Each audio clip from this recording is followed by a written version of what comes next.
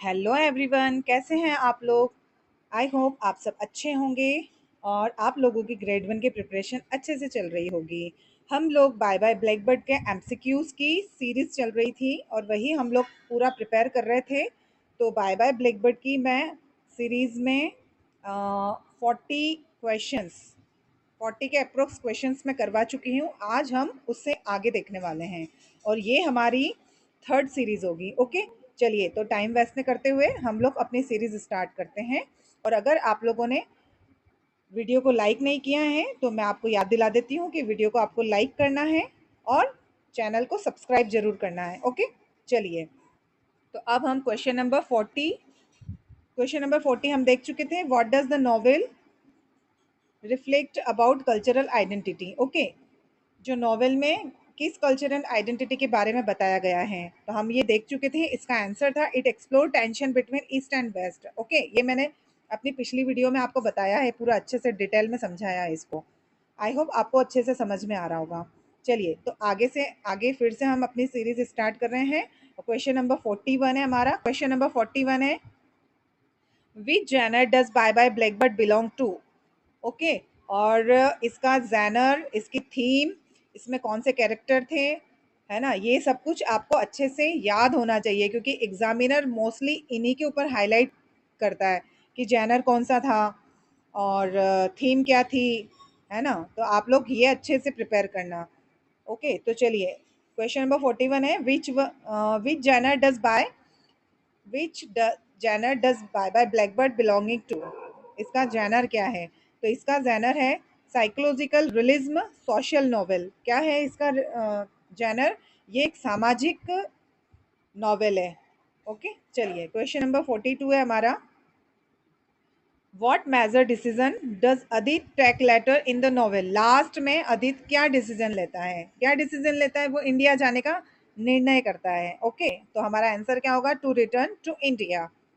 चलिए question number 43 है हमारा, how does Adit feel about England at the beginning of the novel. जब Adit England में रह रहा था, मतलब स्टार्टिंग नॉवेल में क्या दिखाते हैं कि देव आता है इंडिया से, है ना, इंग्लैंड आता है अपनी पढ़ाई से रिलेटेड, उसको पढ़ना होता है इसलिए। तो अदित ऑलरेडी वहाँ सेटल हो चुका होता है और अदित जो कि सरा के साथ में था, है ना, सरा उसकी वाइफ थी। ओके, ये दोनों यहाँ सेटल थे। तब उसको यहाँ पे इंग्लैंड में उसको कोई दिक्कत नहीं थी, है ना। उसको यहाँ पे बहुत अच्छा लगता था, वो इंग्लैंड से प्यार करता था, ही एडमायर्स एंड लव्ड इट, है ना, उसको यहाँ पे बहुत अच्छा लगता था और वो यहाँ उसको प्यार करता था इंग्लैंड को, है ना। बाद में वो सब कुछ उसको रियलाइज होता है कि इंडियंस के साथ में कैसा बिहेव करते हैं इंग्लैंड के लोग। तब जाके फिर वो वहाँ से रिटर्न जाने का फैसला करता है, इंडिया जाने का फैसला करता है। ओके, चलिए क्वेश्चन नंबर 44 है हमारा, where is Adit original form. Adit का ओरिजिनल फॉर्म मतलब अदित कहाँ से था, तो कहाँ से था, अदित तो इंडिया से था और एक बंगाली था वो। चलिए क्वेश्चन नंबर 45 पे हमारा, what is Adit profession in England. England में अदित का प्रोफेशन क्या था, वो क्या काम करता था, तो वो एक फर्म में क्लर्क का काम करता था। चलिए नेक्स्ट क्वेश्चन हमारा 46 क्वेश्चन है हमारा, which of the following is the correct order of the novels part. यहाँ पे जो क्वेश्चंस, मतलब जो ऑप्शंस दिए हुए हैं, इसमें आपको करेक्ट ऑर्डर ढूंढना है कि करेक्ट ऑर्डर क्या है। तो करेक्ट ऑर्डर क्या होता है, पहले आते हैं, फिर वहाँ पे हम रहते हैं, वहाँ पे खोज करते हैं, वहाँ अपनी पहचान बनाते हैं और उसके बाद वहाँ से हम छोड़कर चले जाते हैं, है ना। तो क्या होगा इसका ऑर्डर हमारा, पहले आते हैं हम, फिर वहाँ पे खोज करते हैं, फिर अपनी पहचान बनाते हैं या वहाँ की चीज़ों को हम जानते हैं, उसके बाद डिपार्चर होता है, फिर वहाँ से हम छोड़कर चले जाते हैं।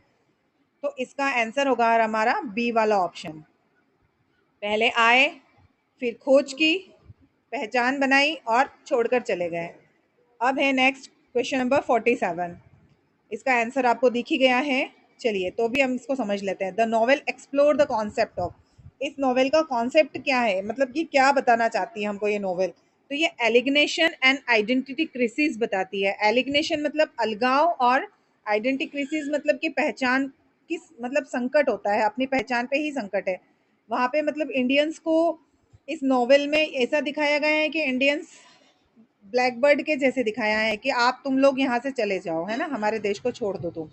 तो यहाँ एक तरह से अलगाव दिखाते हैं और पहचान जो होता है ना वो मतलब पहचान के लिए सब वहाँ स्ट्रगल करते हैं। चलिए नेक्स्ट है क्वेश्चन नंबर 48। 48 है Adit decision to return to India signifies, क्या सिग्निफाइज था उसका, अदित का क्या डिसीजन था रिटर्न होने का इंडिया, वो क्या सिग्निफाइज कराता है, मतलब क्या शो करता है वो, तो वो दिखाता है कि अ क्विस्ट फॉर ऑथेंटिसिटी एंड बिलोंगिंग, है ना, अपने मतलब अ क्विस्ट फॉर ऑथेंटिसिटी एंड बिलोंगिंग मतलब कि अपने क्या कह सकते हैं उसको, अपनी पहचान को बनाए रखने के लिए, है ना, और जहाँ से हम हैं वहीं हमको जाकर रहना चाहिए। ओके, हमको कहीं और जाकर नहीं बसना चाहिए, क्योंकि जो जिस देश के जो लोग होते हैं वो अपने देश के लोगों को ही पसंद करते हैं, वो किसी और कंट्री के लोगों को पसंद नहीं करते हैं, ये वो सीखता है यहाँ से। चलिए क्वेश्चन नंबर 48 है हमारा, सॉरी 49। 49 है द नॉवेल्स नैरेटिव स्टाइल। अब नैरेट जो नॉवेल्स के नैरेटिव स्टाइल क्या है ना, अनीता देसाई जो इसकी क्या है, राइटर है ना, अनीता देसाई जो राइटर है, तो अनीता देसाई ने इसमें नॉवेल में जितने भी नैरेटिव दिए थे उनकी स्टाइल क्या दी हुई थी, उन्होंने ना थर्ड पर्सन स्टाइल दिया है इसमें, थर्ड पर्सन ऑमनिसिएंट है ये। ओके, मतलब ऐसा लगता है कि कोई और हमको समझा रहा है, ये सब कुछ हमको कोई और समझा रहा है।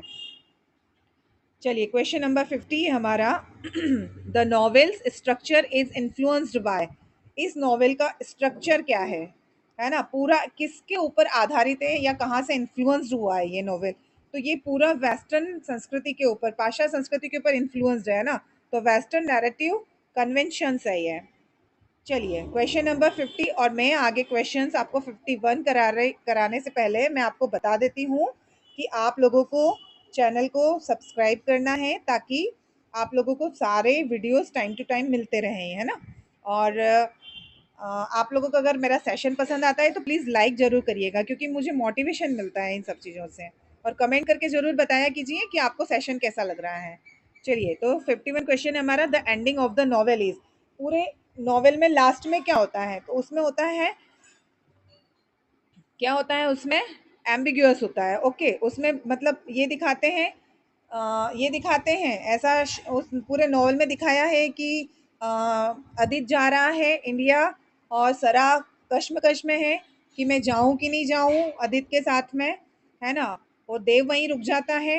तो मतलब पूरा क्लियरली नहीं बताया है इसमें कि सराह जो है वो अदित के साथ में गई या नहीं गई, है ना, तो ये है एम्बिग्यूअस है, मतलब अस्पष्ट है ये, अस्पष्ट है मतलब पता ही नहीं है कि लास्ट में हुआ क्या। ओके, चलिए तो अब क्वेश्चन नंबर 52 है हमारा, the novels portrayal of immigrants is, है ना, जो नॉवेल्स का पोर्ट्रेयल है वो इमिग्रेंट्स के लिए वो क्या है, तो वो है क्रिटिकल एंड रिफ्लेक्टिव है ना, वो क्रिटिकल एंड रिफ्लेक्टिव है। क्यों, क्योंकि जो इमिग्रेंट्स है वो इंग्लैंड में आके रहते हैं तो वो अपनी पहचान के लिए स्ट्रगल ही करते रहते हैं, वहाँ पे उन लोगों को मतलब वहाँ पे अपनापन नहीं दिया जाता है, वहाँ पे उन लोगों को ऐसे ही बाहरी लोगों के जैसे समझा जाता है। चलिए क्वेश्चन नंबर 53 हमारा, Anita Desai exploration of cultural identity in the novel, Anita Desai ने जो कल्चरल आइडेंटिटी के एक्सप्लोरेशन किया है वो क्या एक्सप्लोरेशन किया है, तो वो एक्सप्लोरेशन किया है डीप एंड नाउंस्ड, डीप एंड नाउंस्ड मतलब कि बहुत गहराई से, है ना, उन्होंने बहुत गहराई से और मतलब कुछ ना कुछ ऐसा हुआ है उसी के ऊपर आधारित है ना, उनके साथ में या फिर कहीं और बाहर उनके साथ में कहीं ऐसा हुआ था, इसीलिए उन्होंने ऐसा पूरा इसी के ऊपर एक्सप्लेनेशन किया हुआ है। चलिए एक्सप्लोरेशन किया हुआ है। अब क्वेश्चन नंबर 54 है हमारा, the novel setting in London, the novel setting in London serves to, है ना, जो नॉवेल लंदन में जो ये नॉवेल को सेट किया है तो ये किसको सर्व्स करता है ना, किसको हाईलाइट करता है, ये क्या बताता है, ये तो ये बताता है highlight the contrast between cultural,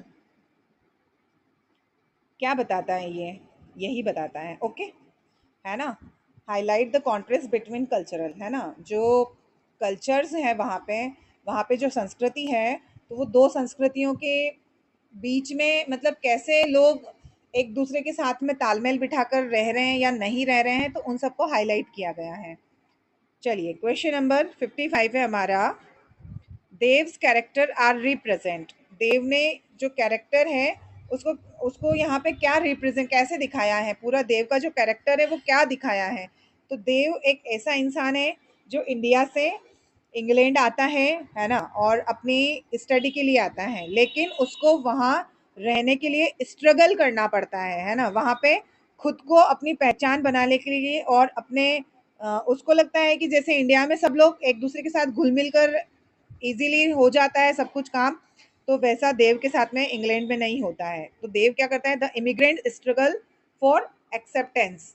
okay, चलिए तो अब हमारा जो थर्ड पार्ट है हमारा इसका बाय बाय ब्लैकबर्ड का एमसीक्यूज वाला, वो यहीं फिनिश होता है। और अगर आप लोगों को मेरी जो ये पूरी सीरीज़ है अगर ये अच्छी लगती हैं आपको, तो आप लोगों को क्या करना है ये मैं बार बार नहीं बोलूँगी। और हाँ, अगर आप लोग सब्सक्राइब के साथ में बेल आइकन को प्रेस करेंगे तो आप लोगों को क्या है कि सारे मेरे जितने भी वीडियोज़ हैं वो जल्दी जल्दी मिलेंगे और टाइम टू टाइम मिलते रहेंगे। चलिए तो हम हमारा सेशन यहीं फिनिश करते हैं। Okay, bye bye, thank you.